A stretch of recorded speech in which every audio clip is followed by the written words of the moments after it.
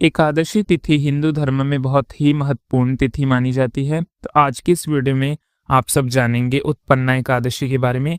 उत्पन्ना एकादशी का व्रत कब रखा जाएगा, 26 नवंबर या 27 नवंबर। उसके बाद आप जानेंगे उत्पन्ना एकादशी की पूजा विधि के बारे में और जानेंगे कि इस दिन हमें क्या करना चाहिए और कौन से कार्य नहीं करने चाहिए, कौन से कार्य को करने से हमें बचना चाहिए। आज के दिन क्या उपाय करें जिससे माँ लक्ष्मी श्री हरि विष्णु प्रसन्न हो। और आगे आप सब सुनेंगे उत्पन्ना एकादशी की व्रत कथा के बारे में। तो वीडियो बहुत ही इंपॉर्टेंट होने वाली है, तो आप सभी से अनुरोध है कृपया वीडियो को पूरा देखें और लाभ लेकर जाएं। तो दोस्तों, स्वागत है आपका हमारे YouTube चैनल व्रत साधना में। सबसे पहले तो व्रत साधना के सभी मेंबरों को उत्पन्ना एकादशी की हार्दिक शुभकामनाएं और आप सभी पर भगवान श्री हरि विष्णु और माता लक्ष्मी की असीम कृपा प्राप्त हो। आपके घर में धन धान्य से परिपूर्ण माँ लक्ष्मी वास करें और आपके घर में से दरिद्रता जाए और आने वाले समय में आपके घर में खुशियां ही खुशियां हों। तो दोस्तों, वक्त ज़्यादा ना लेते हुए वीडियो को शुरू करते हैं। सबसे पहले आप सब जानेंगे उत्पन्ना एकादशी कब है। तो शास्त्रों के अनुसार इस बार उत्पन्ना एकादशी का जो व्रत है वो असमंजस में है लोग। तो वैसे ज़्यादातर जो एकादशी है वह सूर्य उदय व्यापी के अनुसार ही रखी जाती है, तो उत्पन्ना एकादशी का व्रत भी सूर्य उदय व्यापी के अनुसार ही रखा जाएगा। तो इस बार एकादशी का जो व्रत है वह 26 नवंबर 2024 दिन मंगलवार को रखा जाएगा। इस दिन तिथि विद्यमान रहेगी सुबह 1:01 से लेकर के 27 नवंबर बुधवार सुबह 3:47 तक। 26 नवंबर को ये तिथि उदया तिथि के अनुसार शुरू हो रही है, इसीलिए इस बार उत्पन्ना एकादशी का जो व्रत है वह 26 नवंबर को रखा जाएगा। फिलहाल अभी हाल ही में कई जगहों पे 27 नवंबर भी रखा जाएगा, तो वो टोटली आपके ऊपर डिपेंड करता है, परंतु ज़्यादा लोग 26 नवंबर को ही रखेंगे और 26 नवंबर को ही शुभ मुहूर्त भी है। तो हम 26 नवंबर के बारे में ही बात करने वाले हैं। तो एकादशी जो है वह 26 नवंबर के दिन रखी जाएगी। अब जानते हैं इस एकादशी की क्या मान्यता है हमारे जीवन में। तो देखिए, उत्पन्ना एकादशी के शब्द से ही उत्पन्न यानी कि किसी चीज की उत्पत्ति होनी। आज ही के दिन एकादशी तिथि की उत्पत्ति हुई थी। यदि कोई व्रती ऐसा है जिसने एकादशी व्रत प्रारंभ करना है या अभी उसने फिलहाल कर रहे थे परंतु बीच में छूट चुके हैं और वह दोबारा से चालू करना चाहते हैं अपने एकादशी व्रत को, तो उत्पन्ना एकादशी के व्रत से आप अपने एकादशी व्रत का प्रारंभ कर सकते हैं। ये एकादशी बहुत ही शुभ और अत्यंत विष्णु प्रिय मानी जाती है। तो इस एकादशी का महत्व अपने में बहुत ही ज़्यादा है। तो यदि कोई व्रती इसके दौरान अपने व्रत को आरंभ करता है तो भगवान विष्णु की असीम कृपा उसको हर एकादशी के पुण्य फलों के समान मिलती है। और इसी के साथ आप सब अब जानेंगे कि एकादशी की पूजा विधि क्या है, इस दिन क्या करना चाहिए। तो प्रातःकाल सुबह जल्दी उठें। प्रातःकाल यानी 4 से 5 बजे के बीच में जल्दी उठ जाइए। उठने के बाद सबसे पहले आप नहाने का जल तैयार कर लिए। नहाने के जल में थोड़ा सा गंगा जल, तुलसी पत्र या फिर थोड़े सफ़ेद तिल डाल लें, या अगर हो सके आपके आसपास कोई नदी तालाब है तो वहाँ जाकर भी आप स्नान कर सकते हैं। और यदि ऐसा संभव ना हो पाए तो आप घर के ही जल में गंगा जल इत्यादि मिला करके भगवान श्री हरि विष्णु का और माँ गंगा का ध्यान करते हुए उस जल से आप नहाएं। स्नान करने के बाद अब साफ और स्वच्छ वस्त्र धारण करें। मन में उठते वक्त ही ओम नमो भगवते वासुदेवाय का मंत्र, नहाते समय भी इसी मंत्र का ध्यान करें। इसके बाद साफ स्वच्छ कपड़े धारण करके जो भी आपके सुबह के नित्य कार्य होते हैं उनसे निवृत्त होने के बाद आपने अपने घर के मंदिर में एक चौकी स्थापित करनी है, क्योंकि भगवान विष्णु की एकादशी में चौकी का बहुत बड़ा महत्वपूर्ण योगदान होता है। चौकी स्थापित करने के बाद आपको उस पर पीला या लाल वस्त्र बिछा देना है। पीला या लाल वस्त्र बिछाने के बाद आपको भगवान श्री हरि विष्णु, लड्डू गोपाल और माँ लक्ष्मी की प्रतिमा स्थापित करनी है। यदि आपके पास लड्डू गोपाल नहीं है तो आप श्री हरि विष्णु और माँ लक्ष्मी के संग विराजित उनकी प्रतिमा को रख सकते हैं।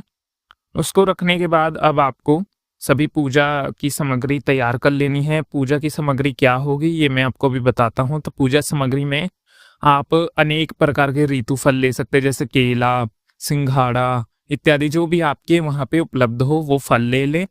परंतु याद रखें आज के दिन अक्षत का प्रयोग बिल्कुल नहीं करना है, चावल का प्रयोग पूजा में बिल्कुल नहीं करना। एकमात्र एकादशी ऐसा व्रत है जिसमें हम चावल का प्रयोग नहीं करते हैं। इसी के साथ साथ आपको धूप, दीप, नैवेद्य आदि तैयार रखने हैं। फिर भगवान विष्णु का सच्चे हृदय से स्मरण करें। स्मरण करने के बाद कलश की स्थापना की जाती है। एकादशी व्रत में कलश स्थापना बहुत ही महत्वपूर्ण होता है। क्या करना है, आपको कोई भी पात्र लेना है, जैसे तांबे का या घड़ा जो मिट्टी का होता है, उससे लेके उसे जल से भर के उसमें थोड़ा सा गंगा जल इत्यादि और तुलसी के पत्र मिला दें। उसके बाद उसमें हल्दी की गांठ और थोड़े से द्रव्य यानी दक्षिणा उसमें डाल दें। डालने के बाद उसके ऊपर आम के पल्लव रखें, 5 पत्तों का आम का पल्लव रखें। पल्लव रखने के बाद उस पर एक कटोरी स्थापित करें। वैसे तो नवरात्रों के दौरान तो हम कटोरी में चावल भरते हैं, परंतु एकादशी में चावल नहीं भरा जाता। आप कटोरी में कनक, जिसे गेहूं बोला जाता है, आप उसे भर सकते हैं। उसे भरने के बाद उस पर नारियल स्थापित करें। नारियल में भी आपको पीले वस्त्र धारण करने हैं। उसको धारण करवाने के बाद आप कटोरी पर उसको रख दें, जिसका मुंह भगवान श्री हरि विष्णु के एकदम सामने रखा हो। उसके बाद आप श्री हरि विष्णु को धूप, दीप और दीपक प्रज्वलित करके उनका ध्यान करें। अपना नाम, अपने क्षेत्र का नाम, अपनी जाति और अपना गोत्र का नाम लेते हुए कहें कि हे श्री भगवान विष्णु, हे विष्णु प्रिय, हे सबके प्राणपति, हे दीनानाथ, हे गजानन स्वामी, आज का एकादशी का जो व्रत है वह मेरे द्वारा रखा जाएगा, तो मुझे इस व्रत को करने का पूर्ण निष्ठा से शक्ति और भक्ति दे, और साथ ही मैं इस व्रत को रखने का संकल्प लेता या लेती हूँ। इस प्रकार से पूजा करने के बाद भगवान श्री हरि विष्णु के नामों का 108 बार जप करें। उसके बाद आप अपने नित्य कार्यों में लग जाएं, नित्य कार्य करते रहें और साथ ही साथ आप ओम नमो भगवते वासुदेवाय के मंत्रों का भी जप करते रहें, यदि ऐसा संभव हो जाए। क्योंकि कई लोग निराजली व्रत रखते हैं, तो अगर आप ज़्यादा ना बोल पाए तो टीवी या फिर मोबाइल में चला के रख सकते हैं भजन को, तो ये चलता रहेगा और आप उसी के पीछे पीछे दोहराते रहना। और यदि आप निराजली रखते हैं तो आपको पूरे दिन ना कुछ खाना और ना कुछ पीना होता है, सिवाय पारण के बाद ही आपको सब कुछ खाना पीना होता है। यदि आप फलाहार रखते हैं तो 12 बजे के बाद एक टाइम और शाम को सोने से पहले आप खा सकते हैं, और उसके बाद सुबह पारण से पहले भी आप कुछ ना कुछ ले सकते हैं। क्या ले सकते हैं, दूध, दही इत्यादि आप ले सकते हैं। फलाहार में आप सब फल ले सकते हैं सीताफल को छोड़कर, क्योंकि सीताफल एकादशी में नहीं खाया जाता। उसके बाद नित्य कार्य से निवृत्त हों, दोपहर में भगवान श्री हरि विष्णु को भोग लगाएं। भोग में आप फलाहार का भोग लगा सकते हैं और उसी को रात को सोने से पहले प्रसाद रूप आप ग्रहण कर सकते हैं। उसके बाद पूरा दिन ही आपको भगवान श्री हरि विष्णु की आराधना करनी है। परंतु एक बात जरूर अवश्य ही ध्यान में रखें, एकादशी व्रत के दौरान कभी भी गुस्सा ना करें अपने घर के बच्चों पर या किसी अन्य पर। और हाँ, आज के दिन बड़ों का जरूर आदर करें, बुजुर्गों का अपमान ना करें और ज़्यादा से ज़्यादा घर में ही अपना समय व्यतीत करें। क्योंकि आज के दिन चुंगली इत्यादि भी नहीं करनी चाहिए। किसी के प्रति मन में भय, ईर्ष्या ना हो और ना ही किसी के बारे में आप बुरा सोच रहे हो। यदि इस दिन घर में कोई भिक्खा भिखारी आ जाए तो उसको खाली हाथ ना भेजें, उसको कुछ ना कुछ दान में अवश्य दें, दक्षिणा दें या कच्ची सामग्री भी आप दान कर सकते हैं। यदि ऐसा होता है तो बहुत ही शुभकारी माना जाता है। कोई ही ऐसे दिन होता है जब कोई भिखारी ऐसे महत्वपूर्ण दिवस में हमारे घर में आता है, तो आप उसको जरूर कुछ ना कुछ दें और किसी पर भी क्रोध ना करें। यदि आप ऐसा करते हैं तो आपका व्रत खंडित माना जाता है। और दोपहर के टाइम सोया नहीं जाता एकादशी में। यदि कोई व्रती गलती से सो जाता है तो भगवान श्री हरि विष्णु से उसकी क्षमा याचना करे, क्योंकि एकादशी के दिन दोपहर में भजन कीर्तन करना चाहिए, श्री हरि विष्णु का नाम स्मरण करना चाहिए, ना कि सोना चाहिए। इसके बाद रात को सोने से पहले आप फलाहार कर सकते हैं। फलाहार करने के बाद आप श्री हरि विष्णु का पूरी रात भजन कीर्तन करें, क्योंकि एकादशी की रात्रि में भी शयन नहीं किया जाता। यदि ऐसा ना कर पाएं तो आप 12 बजे तक कर सकते हैं, यानी अगला दिन चलने तक आप भजन कीर्तन कर सकते हैं। इसके दौरान आप सो जाइएगा और सुबह फिर से प्रातःकाल उठ करके स्नान आदि से निवृत्त होकर के भगवान श्री हरि विष्णु की पूजा, भक्ति, आरती वगैरह करके अपने नित्य कार्यों में लग जाएं। इस बार का जो पारण का शुभ मुहूर्त है वे आपको प्राप्त हो रहा है दोपहर 1:01 से लेकर के 3:45 तक। इसी बीच में, इसी शुभ मुहूर्त के बीच में आपको अपने व्रत का पारण कर लेना है। तो इस बार पारण की अवधि काफ़ी लंबी है, तो हरिवासर का जो समय है वो सुबह 10 बजे तक है, तो आपको हरिवासर के दौरान अपने व्रत का पारण नहीं करना है। वैसे तो व्रत का पारण यदि आप मुहूर्त से पहले कर लेते हैं तो कोई बात नहीं, परंतु हो सके तो 1 बजे से लेके 3:45 के बीच में ही करें, परंतु यदि ऐसा ना हो सके तो हरिवासर खत्म होने के दौरान करें। परंतु यदि आपने फलाहार रखा है तो आपको कोई दिक्कत नहीं होगी, परंतु यदि आपने निराजली रखा है तो आप एक समय फलाहार कर सकते हैं भगवान श्री हरि विष्णु से क्षमा याचना करके। इसके बाद आप उठ करके अपने नित्य कार्य से निवृत्त होकर सुबह में भगवान श्री हरि विष्णु को फलाहार का भोग लगाएं और अपने कार्यों से निवृत्त होकर उसी भोग को प्रसाद के रूप में ग्रहण करें। ग्रहण करने के बाद हरिवासर खत्म होने के बाद आप अपने दान की सामग्री निकालकर एक साइड रखें और भगवान श्री हरि विष्णु की पारण का शुभ मुहूर्त होने तक उनकी पूजा और उनका ध्यान लगाते रहें। ओम नमो भगवते वासुदेवाय नमः का जाप करते रहें। इसके दौरान आप ब्राह्मणों को घर बुलाकर भी अपना ब्राह्मणों को घर बुलाकर उन्हें भोजन करा सकते हैं। यदि ऐसा ना करा सके तो एक ब्राह्मण के निमित्त, यानी एक ब्राह्मण जितना भोजन ग्रहण कर सकते हैं उनके निमित्त आप कच्ची सामग्री जैसे आटा, दाल, गेहूं ये सब आप दान दे सकते हैं। परंतु याद रखें, दान में आपको चावल नहीं देने हैं, ना ही मसूर की दाल, ना ही बैगन इत्यादि। ये सब एकादशी में वर्जित हैं। यदि आप ये सब देते हैं तो आप उल्टा पाप के भागीदार बनते हैं। इसके दौरान ब्राह्मणों को भोजन कराएं या फिर उनके निमित्त कच्ची सामग्री भिजवा दें। हाँ, परंतु इतना जरूर याद रखिए एक और बात कि आपको उसमें दक्षिणा जरूर देनी है। बिना दक्षिणा के कोई भी दान पुण्य नहीं होता। इसके बाद आप गरीबों को भी दान कर सकते हैं यदि आपकी समर्थता हो तो आज के दिन तो अवश्य ही गरीबों को दान करें। दान में आप कुछ भी दे सकते हैं, अनाज दे सकते हैं, कोई खाने की वस्तु दे सकते हैं। आप वस्त्रों का भी, गर्म वस्त्रों का, क्योंकि अभी शीतकालीन का मौसम चल रहा है, सर्दी का मौसम चल रहा है, तो आप इस समय गर्म वस्त्रों का भी दान आप दे सकते हैं। इसी के दौरान आपने अपने व्रत का पारण करना है। पारण आपने 1:01 से लेकर 3:47 तक करना है। हाँ, एक बात और कि कई लोगों के मन में आता है कि जैसे आज हमने पारण कर लिया फिर हम सब कुछ खा सकते हैं। जी, आप सब कुछ खा सकते हैं, परंतु याद रखें वो खाना सात्विक होना चाहिए, बिना लहसुन प्याज का बना हुआ होना चाहिए।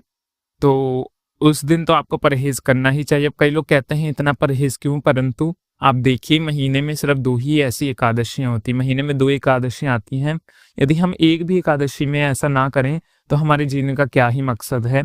हमें जब हमारा दिल ही हमारे श्री हरि विष्णु की भक्ति में नहीं जोड़ रहा तो हमारे व्रत रखने का क्या फायदा। जब हम एक दिन इतना भूख से अन्न को त्याग कर आए हैं तो सबसे बड़ा प्रश्न कि किसी का मासिक धर्म चल रहा है या किसी के पीरियड्स आ गए हैं, वो पूजा कैसे करेंगे। तो आपने भी सुबह प्रातःकाल सुबह उठ के नहा धो लेना है और मन ही मन अपने व्रत का संकल्प लेना है। यदि आपके घर में कोई छोटी कन्या हो, समझदार कन्या हो, तो आप उसके हाथों अपने व्रत का संकल्प दिलवा सकते हैं।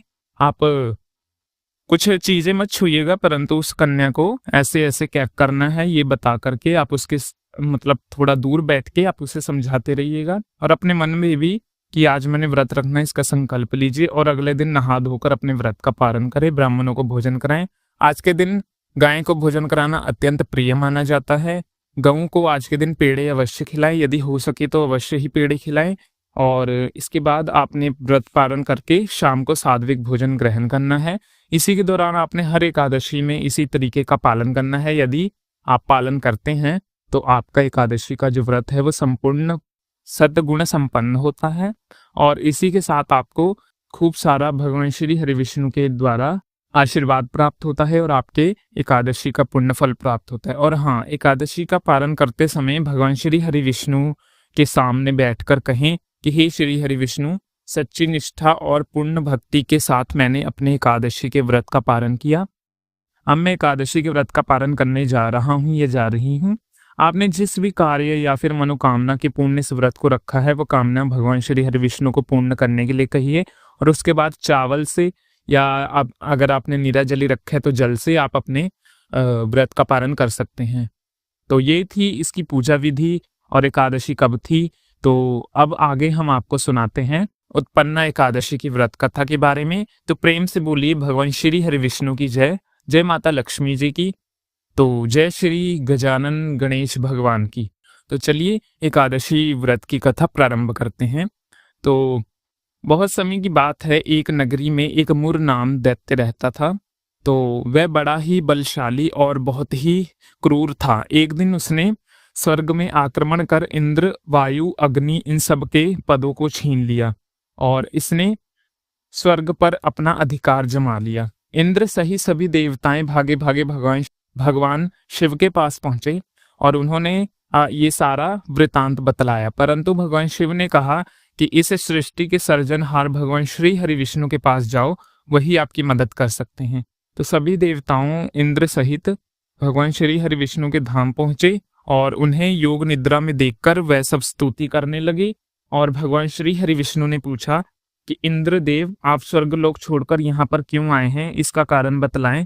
तो उन्होंने बताया कि हे भगवान, मुर नाम का दैत्य स्वर्ग पर अधिकार बनाकर बैठा हुआ है, उन्होंने सबको पराजित कर दिया। इंद्र, वायु, अधमेश, अग्नि इन सबको उसने पराजित कर स्वर्गलोक में अपना अधिकार जमा लिया है। ये सुनते भगवान विष्णु ने कहा कि तुम मुझे उसका नाम, उसका पता, सब कुछ बताओ। तो इंद्र भगवान सहित सभी देवताओं ने कहा वह चंद्रावती नगरी में रहता है और उसने स्वर्गलोक में हमारा अधिकार छीन लिया है, उसका नाम मुर दैत्यराज है। ये सुन के भगवान विष्णु ने इंद्र सहित सभी देवताओं को चंद्रावली नगरी की ओर प्रस्थान करने के लिए बोला। सभी देवताएं उनके सहित चंद्रावती नगरी गए। वहां पे भगवान श्री हरि विष्णु और उन दैत्यों के साथ युद्ध करने के लिए गए और वहां पे भगवान श्री हरि विष्णु ने अपने एक ही बाण से सभी दैत्यों का संहार कर दिया। ये युद्ध देखकर और दैत्य की शक्तियां देखकर सभी देवताएं भाग उठे, परंतु भगवान श्री हरि विष्णु वहीं पर डटे रहे। उनके एक तीर से सभी दैत्य मारे गए, परंतु मुर नाम का दैत्य अभी भी जीवित बचा रहा।